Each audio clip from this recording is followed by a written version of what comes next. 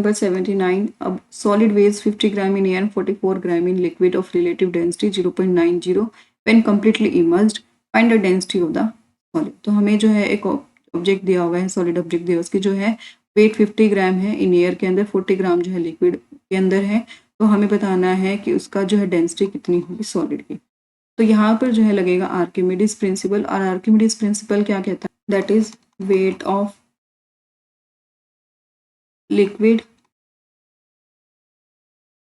displaced liquid, weight of displaced liquid is equal to weight of object in air, ठीक है, minus weight of object in water। अगर तो यहाँ पर जो है वेट जो है सबके अंदर जो है जी कॉमन रहेगा, तो हम लोग जो है कैंसिल आउट कर सकते हैं। यहाँ मास जो है हम लोग निकाल लेंगे, that is mass of displaced liquid. इसको हम लिख लेंगे mass of displaced liquid, mass object in air, mass of object in water. अगर हम बात करते हैं यहाँ से हमारा जो डिस्प्लेस्ड लिक्विड का जो है मास हमें निकालना है, ऑब्जेक्ट का जो मास दिया वो दिया 50 ग्राम और वाटर के अंदर दिया 44 ग्राम, तो यहाँ से जो है 6 ग्राम हमारा आंसर आ जाएगा mass of displaced liquid. Mass of displaced liquid अगर हमारा आ जाता है तो हम यहाँ पे जो है वॉल्यूम इसकी निकाल सकते हैं, और वॉल्यूम के लिए फॉर्मूला होता है मास पर यूनिट में डेंसिटी, ठीक है। तो अगर हम बात करें तो 6 और डेंसिटी कितनी दी है, relative density that is liquid की जो हमें कितनी दी हुई है वो दी है 0.90, ठीक है। तो वॉल्यूम यहाँ पर जो है हमारी निकल गई है डिस्प्लेस्ड लिक्विड की। और वॉल्यूम ऑफ आर्किमिडीज प्रिंसिपल ये भी कहता है कि volume of displaced liquid is equal to volume of object, ठीक है, वॉल्यूम ऑफ ऑब्जेक्ट के इक्वल होगा। वॉल्यूम ऑफ ऑब्जेक्ट हमारी यहाँ से निकल गई, दैट इज 6 बाय में 0.9, और यहाँ पर जो है हमें मास ऑफ एयर हमारा पता है, और हमें यहाँ पर जो है डेंसिटी हम लोग निकाल सकते हैं, ठीक है। तो डेंसिटी अगर हमारे को निकालनी है यहाँ पर और मास हमें पता है, डेंसिटी इज इक्वल टू अगर हम बात करें 50 ग्राम एयर में दिया हुआ है, दैट इज 6 × 0.9। यहाँ अगर हम इसको सॉल्व करते हैं तो आंसर आएगा हमारा 7.5। तो करेक्ट ऑप्शन होगा ऑप्शन नंबर 2, 7.5 ग्राम पर centimetre cube. Next question is question number 80. A car covered the first half of the distance between two places at a speed of 40 km per hour and the second half at a 60 km per hour. What is the average speed of the car? तो इसने कहा है कि एक distance जो है total travel कर रहा है, हाफ डिस्टेंस जो है वो 40 किलोमीटर की स्पीड से ट्रैवल कर रहा है और हाफ डिस्टेंस जो है 60 किलोमीटर पर आवर की स्पीड से ट्रैवल कर रहा है। तो हमें बताना है कि उसकी एवरेज स्पीड क्या होगी। इफ डिस्टेंस जो होता है वो इक्वल होता है, इफ डिस्टेंस इज इक्वल, तो जो एवरेज स्पीड होती है उसके लिए फॉर्मूला होता है, एवरेज स्पीड के लिए हमारा फॉर्मूला होता है 2v1 v2 बाय में v1 प्लस v2। इफ अगर टाइम जो है ट्रेवल इक्वल होता है, टाइम ट्रेवल इक्वल होता है तो उसके लिए फॉर्मूला होता है v1 प्लस v2 बाय में 2, ठीक है, जो है ट्रेवल के लिए एवरेज स्पीड के लिए। लेकिन हमें यहाँ डिस्टेंस इक्वल दिया हुआ है क्योंकि हाफ डिस्टेंस जो है 40 किलोमीटर और अगला हाफ डिस्टेंस है 60 किलोमीटर, ठीक है। तो यहाँ पर जो है 2 × 40 × 60 बाय में 40 + 60 दैट इज 100, ठीक है।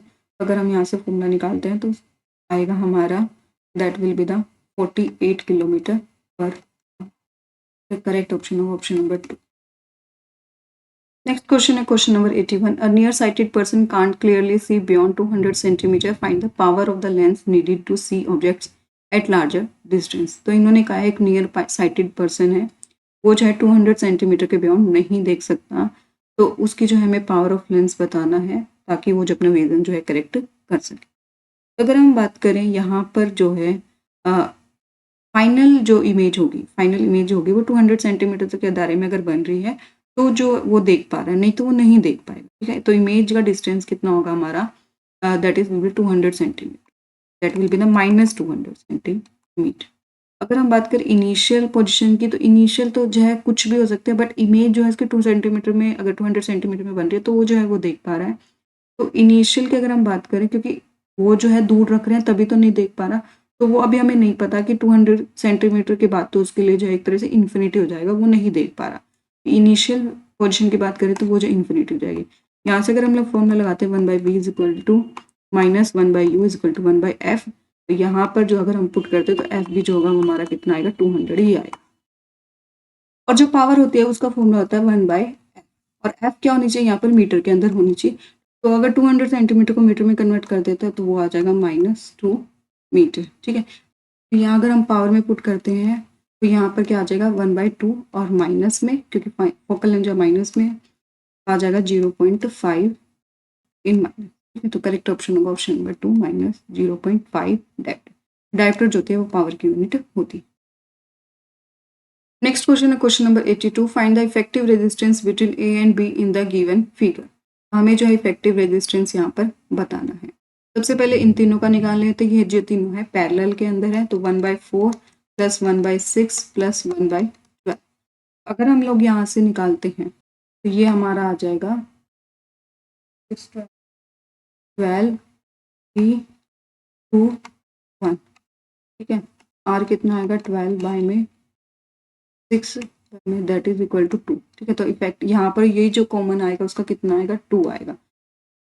ओम का रेजिस्टेंस होगा 20 ओम के जो है पैरेलल होगा, तो अब इसका निकाल लेते हैं 1/2 + 1/20। ठीक है, तो यहाँ कॉमन ले लेते हैं 10 + 1। ठीक है, तो यहाँ आ जाएगा 20/11। जो फाइनल इधर का जो होएगा वो क्या आएगा 20/11। अब ये जो है तीनों सीरीज के अंदर प्रेजेंट है, तो सीरीज में जो है ऐड हो जाएंगे 20/11 + 5 + 3। ठीक है, 20 +11 + 8। कॉमन ले लेते हैं इसको, 20 + 11 इज 88। अगर हम बात करें तो that is will be the 8। यहाँ पर कॉमन ले लेते हैं, दैट विल बी द 8 और 108/11। अगर हम आंसर निकालते हैं तो ये आएगा इज 9.8 समथिंग। तो यहाँ पर अगर ऑप्शन देखें तो करेक्ट होगा option number A 9.82। Next question है question number 83, in figure the current passing through the 6 ohm resistor. जो हमें 6 ओम रजिस्टर है उसके अंदर हमें बताना है कितना जो है करंट पास करेगा।